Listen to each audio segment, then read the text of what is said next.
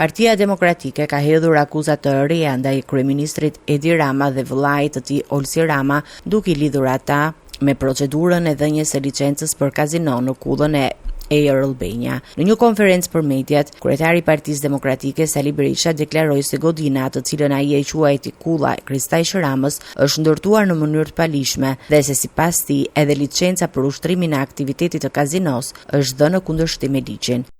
Ajo që dikur unë e kam quajtur kulla Kristajsh Rama, apo kulla e Air Albania, në atë kohë ne kemi denoncuar ndërtimin e saj, por siç thot populli, darra e ka bishtin mrapa. Aq sa është e palishme kulla, po aq e palishëm është aktiviteti i saj dhe shtrimi dhënia e licencës për kazino me dokumenta personave që s'mund ta mirrin kurrë, po të mos ishin prestanome i Olsi Ramës.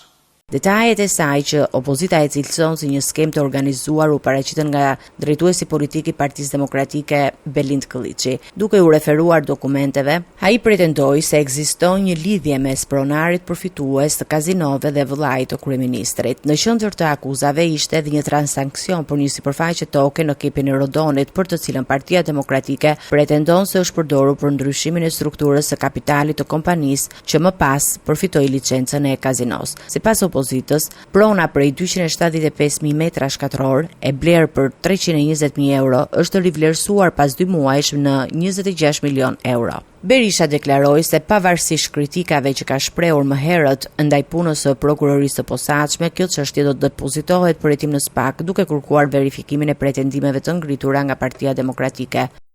Urdhoni pra, blihet 300.000, shitet 26 milion, përdoret për këto qëllime, përdoret për ato qëllime, gjëra të cilat as në veprat realizmit fantastik nuk mund të shkruhen.